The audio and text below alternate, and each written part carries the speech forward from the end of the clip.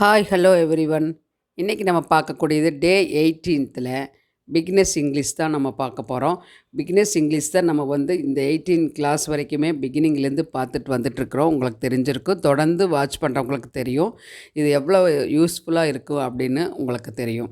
இந்த மாதிரி வேகமாக ஓடிட்டு இருக்கக்கூடிய லைஃப்பில் என்ன தான் காலேஜ் போய் டிகிரி முடித்து வந்திருந்தாலும் நிறைய பேர்த்துக்கு இங்கிலீஷ் ஃப்ளூயன்சி இல்லை, பேச முடியல, ஒரு ஹெசிடேஷனாக இருக்குது, பயமாக இருக்குது, ஒரு மாதிரி ஒரு அவங்களுக்கு ஒரு வீக் ஆஃப் ஒரு இன்ஃபீரியாரிட்டி காம்ப்ளெக்ஸ், ஒரு தாழ்வு மனப்பான்மை, லாங்குவேஜில் பேச முடியல, நம்மளால் இங்கிலீஷ் லாங்குவேஜில் பேச முடியல அப்படி சொல்லிட்டு நினைக்கிறாங்க. இது ஒரு சப்ஜெக்டே கிடையாது. திரும்ப திரும்ப சொல்கிறேன், இது ஒரு மொழி, ஒரு லாங்குவேஜை ஈஸியாக நம்ம கற்றுக்கலாம். இப்போ தமிழெல்லாம் நம்ம கற்றுட்டா நம்ம பேசுகிறோம் இல்லைங்களா?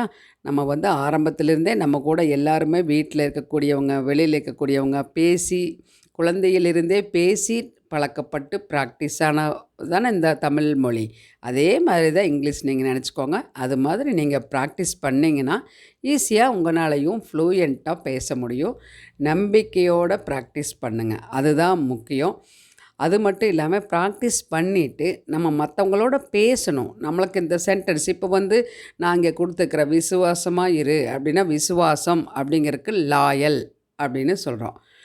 லாயல்னு கொடுத்துருக்காங்க, ஓகே, இதுக்கு இந்த வேர்டு தான் தெரிஞ்சிருச்சு. இருன்னா பி தெரிஞ்சிருச்சு, ஓகே, இதோட தெரிஞ்சிருச்சு, ஓகே, இது பார்த்தோன்னே புரியுது அப்படிங்கிறது மட்டும் அது ஒரு கேட்டகரி பீப்புளாக இருப்பாங்க. அடுத்தது அடுத்த செக்ஷனுக்கு நம்ம கொண்டு போகணும். அடுத்த படிக்கு என்ன கொண்டு போகணும்னா அதை ப்ராக்டிஸ் பண்ணணும். தேர்டு அப்படிங்கிறது நம்ம யூட்டிலைஸ் பண்ணணும். அது மற்றவங்க கூட பேசணும். பேசும்போது நம்மளுக்கு என்ன மாதிரி மிஸ்டேக்ஸ் வருது, ஹெசிடேஷன் ஆகுதா, நம்மளால் ஃப்ரீயாக கம்யூனிகேட் பண்ண முடியுதா, மிஸ்டேக்ஸ் வருது, மற்றவங்க நம்ம மிஸ்டேக்காக பேசும்போது நம்மளை வாட்ச் பண்ணால் நம்மளை ஏதாவது நினைப்பாங்களா அப்படிங்கிறது இன்ஃபீரியாரிட்டியெல்லாம் இருக்கக்கூடாது. இது லாங்குவேஜ் தான். நம்ம திரும்ப மேனேஜ் பண்ணிக்கலாம், ரெக்டிஃபை பண்ணிக்கணும். இந்த இடத்துல நம்ம தப்பாக பேசிட்டோம் அப்படின்னா அது மைண்டில் அப்படியே ரெஜிஸ்டர் ஆகிரும் அந்த தவறான வார்த்தை. அடுத்த தடவை பேசும்போது நம்ம சரிப்படுத்திக்குவோம். அந்த மாதிரி ஒரு சான்ஸ் நமக்கு நாமே தான் உருவாக்கிக்கிறோம். அதனால் இது எல்லாமே நீங்கள் ஞாபகத்தில் வச்சுட்டு நல்லா ப்ராக்டிஸ் பண்ணி ஈஸியாக, ரொம்ப இன்ட்ரெஸ்ட்டாக, கான்ஃபிடெண்ட்டாக நீங்கள் கம்யூனிகேட் பண்ணணும். சரிங்களா? Welcome back to RSN DHIYA'S channel, learn well and talk well. இது வரைக்கும் நீங்கள் சப்ஸ்கிரைப் பண்ணாமல் நிறைய பேர் நம்ம சேனல் வாட்ச் பண்ணிட்டு இருக்கிறீங்க. Please subscribe to our channel and keep your valuable support. தொடர்ந்து நம்முடைய எல்லா ரெகுலர் வரக்கூடிய எல்லா கிளாஸை பாருங்கள். பக்கத்தில் இருக்கக்கூடிய பெல் பட்டனை ப்ரெஸ் பண்ணி வச்சுக்கோங்க. உடனுக்குடன் வரக்கூடிய, தினந்தோறும் வரக்கூடிய வீடியோக்களை பார்த்து நீங்கள் மற்றவங்க கூட ஈஸியாக, கான்ஃபிடெண்ட்டாக, ஹெசிடேஷன் இல்லாமல் பேசி பலனடைங்க. இப்போ கிளாஸுக்கு போகலாமா? இன்றைக்கி நம்ம பார்க்கக்கூடியது 25+ சிம்பிளான சென்டென்சஸ் தான் நம்ம பார்க்க போகிறோம். ஃபர்ஸ்ட் ஒன் பார்த்திங்கன்னா, நான் நினைக்கிறேன் அப்படின்னு நம்ம சொல்லுவோம். நான் நினைக்கிறேன் அப்படின்னா ஐ நினைக்கிறேன்னா ஐ திங்க் நான் நினைக்கிறேன் இது நல்லா இல்லை அப்படின்னு. ஐ திங்க் இது சரியில்லை. I think it is not good, it's not bad, இது மோசம் இல்லைன்னு நினைக்கிறேன், இது நல்லா இல்லைன்னு நினைக்கிறேன். I think it is costly, இது ரொம்ப விலை அதிகம்னு நினைக்கிறேன். அப்படியெல்லாம் சொல்கிறேன் இல்லைங்களா? I think he will not come, நான் நினைக்கிறேன் அவன் வரமாட்டான்னு, அப்படியெல்லாம் சொல்லுவோம். ஐ திங்க் ஐ கேன், நான் நினைக்கிறேன் என்னால் முடியும்னு. இப்படி எவ்வளோ சென்டென்ஸ் அமைக்கிறதுக்கு இந்த ஐ திங்க் கண்டிப்பாக முன்னாடி வேணும். புரியுதுங்களா? அடுத்தது, அவன் எட்டி பார்த்தான் அப்படின்னா எட்டி பார்த்தான். இப்போ பஸ்ஸில் இருந்தோ அல்லது வீட்டிலிருந்து ஜன்னல் வழியாவோ எட்டி பார்க்குறது. ஹீ பீப்டு அப்படின்னு சொல்கிறோம். அவன் எட்டி பார்த்தான். இதில் இந்த முக்கியமான ஒரு வேர்டு நம்ம இதில் பார்த்துட்டோம். பீப்டு அப்படின்னா எட்டி பார்த்தேன். பஸ்ஸில் ஒரு குழந்தை இருந்து எட்டி பார்க்க, டோன்ட் பீப் அவுட், வெளியே எட்டி பார்க்காதே, டோன்ட் பீப் அவுட் அப்படின்னு சொல்லலாம். புரியுதுங்களா? அந்த வார்த்தை மட்டும் நீங்கள் தெரிஞ்சிருச்சா, எந்த இடத்துல நம்ம அதையே கொண்டு போகணும் அப்படிங்கிற மாதிரி நீங்களே ஓனாக சென்டென்ஸ் மேக் பண்ணி ப்ராக்டிஸ் பண்ணணும்.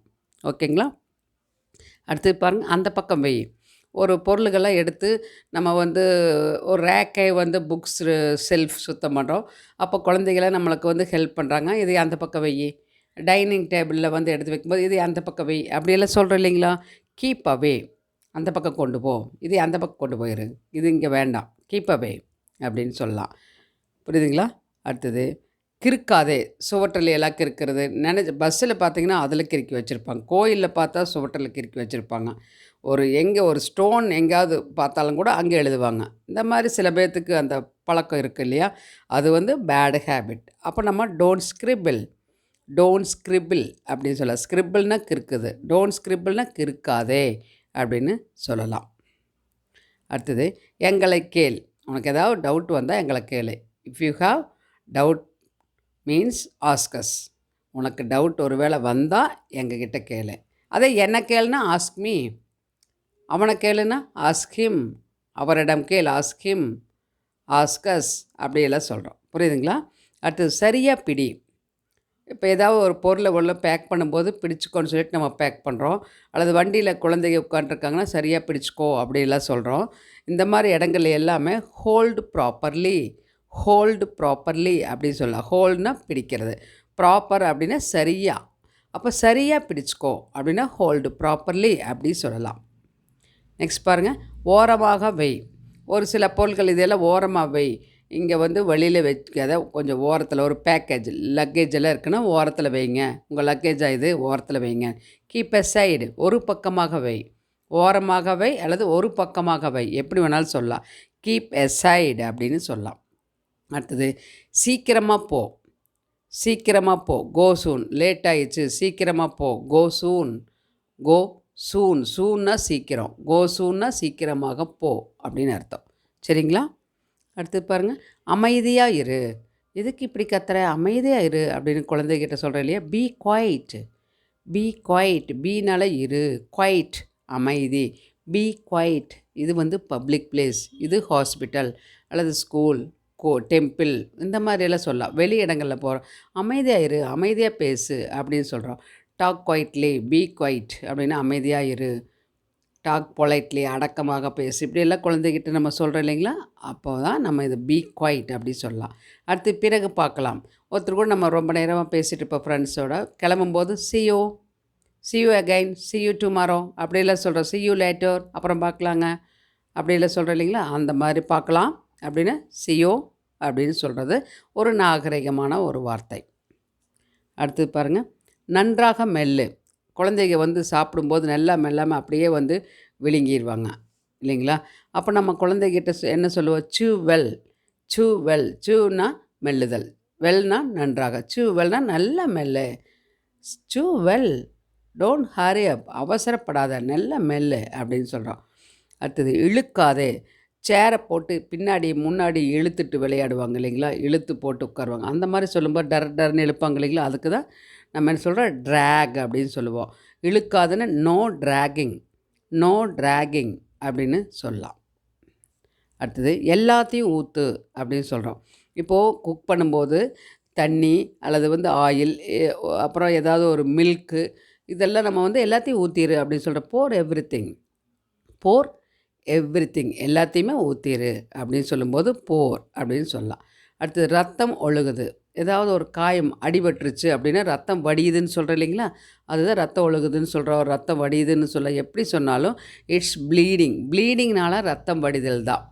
இட்ஸ் ப்ளீடிங் அப்படின்னு சொல்லலாம். அடுத்தது அவன் உதைத்தான். அவன் உதைச்சான், அதனால தான் நான் திட்டினேன், அதுதான் அடிச்சிட்டேன் அப்படிலாம் சொல்லுவோம் இல்லைங்களா? He kicked. அதே வந்து அவன் பாலை வந்து உதச்சி தள்ளுனானா ஹி கிக்டு த பால் அப்படின்னு கூட சொல்லலாம். ஹி கிக்டு மீ அப்படின்னா அவன் என்னை உதச்சிட்டான் அப்படின்னு சொல்லலாம். காலால் உதைச்சிட்டான் அப்படின்போது கிக்டு அப்படின்னு சொல்லலாம். முகம் சுளிக்காத. இப்போ இது வந்து சில பேர்த்த வந்து பிடிக்காது. அவங்க கூட பேசும்போது இவங்களுக்கு யார் பதில் சொல்கிறது, இவங்க கூட யாருனால பேசுறதுக்கு அப்படியெல்லாம் முகத்தை சுளிப்பாங்க. ஒரு ஃபுட்டு பிடிக்கல அப்படின்னா முகத்தை சுளிப்பாங்க. இந்த மாதிரி நம்ம நிறைய பார்த்துருக்குறோம். ஒரு பிடிக்காத இடத்துக்கு போனால் முகத்தை சுளிக்கிறது, இந்த மாதிரி. அதுக்கு என்ன சொல்லனா டோன்ட் ஃப்ரான். முகத்தை சுளித்தலுக்கு வந்து ஃப்ரான் அப்படின்னு சொல்லுவோம். டோன்ட் ஃப்ரான் அப்படின்னா முகத்தை சுளிக்காதே அப்படின்னு சொல்கிறேன். முகத்தை காட்டாத, அங்கே வந்து முகத்தை காட்டிகிட்டு இருக்காத, மூஞ்சி காட்டாத அப்படியெல்லாம் சொல்கிறோம் இல்லைங்களா? அதுக்கு தான் நம்ம இந்த மாதிரி சொல்லுவோம். அடுத்தது என்னை மன்னித்து விடு. என்னை மன்னித்து விடு அப்படின்னா பேர்டன் மீ, பேர்டன் மீ. புரியுது இல்லைங்களா? பேர்டன் மீ அப்படின்னா என்னை மன்னித்து விடுங்கள் அப்படின்னு அர்த்தம். மன்னிச்சுக்கோ அப்படின்னா பாடன் அப்படின்னு சொல்கிறோம். அடுத்து வெளிப்படையாக இரு. எதாக இருந்தாலும் வெளிப்படையாக இரு, மனசுக்குள்ளேயே வச்சுக்காத அப்படின்னா பி ஃப்ராங்க். ஃப்ராங்காக பேசு, டாக் ஃப்ராங்க்லி அப்படி சொல்கிறேன் இல்லைங்களா. ரொம்ப ஃப்ராங்காக இருப்பாங்க அவங்க அப்படின்னு சொல்கிறேன் இல்லையா. அந்த மாதிரி பி ஃப்ராங்க், பீனால இருன்னு உங்களுக்கு தெரியும். பி ஃப்ராங்க்னா வெளிப்படையாக இரு. அடுத்தது விசுவாசமாக இரு. ஒருத்தருக்கு வந்து விசுவாசமாக இருக்கணும்னா அவங்கக்கிட்ட உண்மையாக நடந்துக்கணும். அதுதான். பொய் சொல்லாமல் துரோகம் பண்ணாமல் அவங்களுக்கு வந்து கூட நடந்துக்கிறது தான் நம்ம விசுவாசம் அப்படின்னு சொல்கிறோம். பி லாயல், அதாவது நேர்மையாக இருந்துக்கிறது, ரொம்ப நேர்மையாக நடந்துக்கிறது தான் நம்ம அந்த விசுவாசம், லாயல்ட்டி அப்படின்னு சொல்லுவோம். இப்போ பி லாயல் அப்படின்னா விசுவாசமாக இரு அப்படின்னு அர்த்தம். அது திருடாதே அப்படின்னு சொன்னால் டோன்ட் ஸ்டீல். ஸ்டீல்னா திருடுதல், STEAL steel. அதே EEL அப்படின்னா ஸ்டீல். ஸ்டீல் ஒரு மெட்டல், ஸ்டீல் பாத்திரம்னு சொல்கிறோம் இல்லைங்களா, அது. EEE போட்டிங்கன்னா ஸ்டீல் மெட்டல் ஆயிரும். இந்த ஏ போட்டிங்கன்னா திருடுதல். அப்போ டோன்ட் ஸ்டீல் அப்படின்னா திருடாதே அப்படின்னு அர்த்தம். நெக்ஸ்ட்டு பிரிக்காதே. இப்போ ஏதாவது ஒரு ஒரு கொரியர் வந்திருக்குது, அதை வந்து பிரிக்காதே நான் என்ன சொல்லுவோம், டோன்ட் ஓப்பன். உங்களுக்கு தெரிஞ்சிருக்கு இல்லைங்களா, டோன்ட் ஓப்பன் அப்படின்னு சொல்கிறோம். ஆனால் இது என்னது, டோன்ட் ஸ்ப்ளிட்டு. 2 இருக்குது, அதை வந்து ஜாயினிங்காக இருக்கிறத வந்து பிரிக்கிறது, அதுதான் டோன்ட் ஸ்ப்ளிட்டு. 2மே இணைஞ்சிருக்கும், அதையே பிரிக்கிறத நம்ம என்ன சொல்கிறோம், ஸ்ப்ளிட்டு அப்படின்னு சொல்கிறோம். ஸ்ப்ளிட் ஒரு குரூப்பாக இருக்குன்னா, ஒரு குரூப்பில் வந்து ஒரு 30 ஸ்டூடெண்ட்ஸ் இருக்காங்கன்னா அதை 2 குரூப்பாக பிரிக்கிறோம், 15 அதுவும் கூட ஸ்ப்ளிட் அப்படின்னு சொல்லலாம். புரியுது இல்லைங்களா. ஸ்ப்ளிட் பண்ணி போட்டாங்க, பிரித்து போட்டாங்க அப்படின்னு சொல்லிட்டு சொல்கிறதுக்கு ஸ்ப்ளிட் அப்படின்னு சொல்லலாம். புரியுது இல்லைங்களா. அடுத்தது குறை கூறாதே அப்படின்னு சொன்னால் டோன்ட் ப்ளேம். ப்ளேம்னா குறை கூறுதல், டோன்ட் ப்ளேம்னா குறை கூறாதே அப்படின்னு சொல்கிறோம். எது எடுத்தாலும் என்னை ப்ளேம் பண்ணுவாங்க அப்படின்னா நான் என்ன பண்ணாலும் என்னை குறை சொல்லுவாங்க அவங்க அப்படின்னு. Whatever I do he is blaming me, she is blaming me. நான் என்ன பண்ணாலும் அவங்க என்ன குறை சொல்லிகிட்டே இருக்காங்க அப்படி சொல்லுவாங்க இல்லைங்களா. அந்த மாதிரி இடங்களில் இந்த ப்ளேம் அப்படிங்கிறத யூஸ் பண்ணலாம். அடுத்தது பாருங்கள், பதட்டமாகாதே அல்லது பதட்டப்படாதே அப்படின்னு சொல்லுவோம் இல்லையா. ஏதாவது ஒரு நியூஸ் கேள்விப்பட்டுட்டு ரொம்ப பதட்டமாகாது, ஒரு ரிசல்ட் பார்க்க போகிறோம், பதட்டப்படுறது இல்லைங்களா. ஏதாவது ஒரு பேட் நியூஸ் கேள்விப்பட்டோன்னா பதட்டமாகிறது. அந்த மாதிரி சில பேர் பஸ் மிஸ் பண்ணால் கூட பதட்டப்படுவாங்க, ஐயோ பஸ் மிஸ் பண்ணிட்டேனே அப்படின்னு சொல்லிட்டு. அந்த மாதிரி எல்லாம் பதட்டமாகாதே அப்படின்னா டோன்ட் நர்வஸ் அப்படின்னு சொல்லலாம். அடுத்தது குறுக்கிடாதே. ஏதாவது ஒரு வேலை செஞ்சிட்ருக்கும்போதோ அல்லது வந்து ஏதாவது வந்து மற்றவங்க கூட பேசிகிட்டு இருக்கும்போது இந்த மாதிரி பண்ணும்போது குறுக்கிடாத, குறுக்க வராத, எது எடுத்தாலும் குறுக்கிடுற நீயே. டோன்ட் இன்டரப்ட், தலையிடாதேன்னு அர்த்தம். அந்த விஷயத்தில் நீ தலையிடக்கூடாது, குறுக்கிடக்கூடாது. அது வேணாம், ஏன் அப்படி, ஏன் இப்படி அப்படிலாம் கொஸ்டின் பண்ணுவோம் இல்லைங்களா. அந்த மாதிரி சொல்லும்போது டோன்ட் இன்டரப்ட் அப்படின்னு சொல்லலாம். அடுத்தது நன்றியுடன் இரு. நன்றி அப்படின்னா கிரேட்ஃபுல். நன்றியோடு இரு, நன்றி விசுவாசமாக இருன்னு சொல்கிறேன் இல்லைங்க. பி கிரேட்ஃபுல், கிராட்டிடியூடு அப்படின்னு சொல்கிறேன் இல்லைங்களா. நன்றி விசுவாசம், கிராட்டிடியூட், பி கிராட்டிடியூட் அப்படின்னு சொல்கிறேன் இல்லைங்களா. அது மாதிரி பி கிரேட்ஃபுல்னால் நன்றியுடன் இரு அப்படின்னு சொல்லலாம். நெக்ஸ்ட்டு இன்னும் இல்லை, சாப்பிட்டாச்சா அப்படின்னா நாட் எட். இன்னும் இல்லை. ஹோம்ஒர்க் ஃபினிஷ் பண்ணியாச்சா, நாட் எட், இன்னும் முடிக்க போகிறேன். Going to finish, I am going to finish அப்படின்னு சொல்லுவாங்க.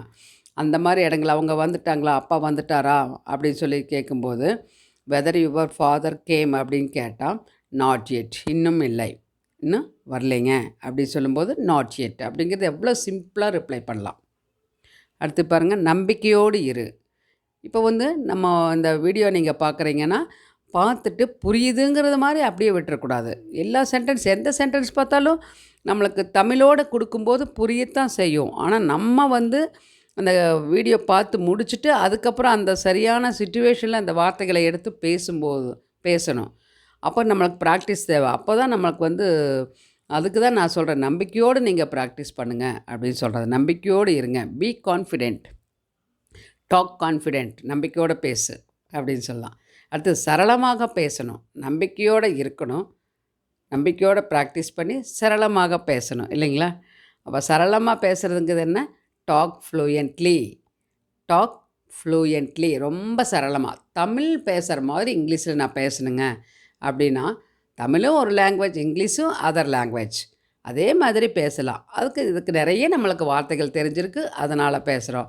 அதுக்கு வார்த்தைகள் தெரியாதனால நம்ம ஹெசிடேட் பண்ணுறோம். அதனால் நிறைய வார்த்தைகளை தெரிஞ்சுக்கோங்க. அந்த ஃபார்மேஷன் அந்த சென்டென்ஸ் ஸ்ட்ரக்சர் அதை தெரிஞ்சுக்கோங்க.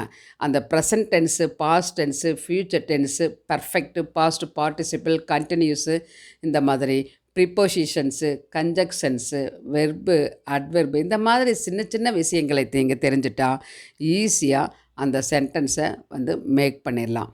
ஈஸியாக உங்களால் பேச முடியும். அந்த சென்டென்ஸ் மேக் பண்ணும்போது நிறைய வார்த்தைகள், வெக்காபுலரிஸ் தெரிஞ்சிருக்கணும். அப்போ தான் நம்ம அந்த இடத்துல வாக்கியங்களை அமைச்சு ஈஸியாக பேச முடியும். பயமே வேண்டியதில்லை. ஈஸியாக ப்ராக்டிஸ் பண்ணி ஈஸியாக கான்ஃபிடெண்ட்டாக உங்கள் ஃப்ரெண்ட்ஸோட நீங்கள் தைரியமாக பேசுங்க. I hope this class will be very useful to you if you are a beginner means. Otherwise, your friends or neighbors are beginner means, please don't forget to share this video to them. And keep your valuable support to our channel, RSN DHIYA'S channel. இதுவரைக்கும் நீங்கள் subscribe பண்ணாமல் இருந்தாலும் please subscribe to our channel and தொடர்ந்து உங்களுடைய சப்போர்ட்டை நம்ம சேனலுக்கு கொடுத்துட்டே இருங்க. பக்கத்தில் இருக்கக்கூடிய பெல் பட்டனை ப்ரெஸ் பண்ணி வச்சுக்கோங்க. டெய்லி வரக்கூடிய வீடியோக்களை பாருங்கள், ப்ராக்டிஸ் பண்ணுங்கள். கான்ஃபிடெண்ட்டாக உங்கள் ஃப்ரெண்ட்ஸ் அண்ட் ரிலேஷன்ஸோடு பேசுங்க. தேங்க்ஸ் ஃபார் வாட்சிங். Let us meet on next class.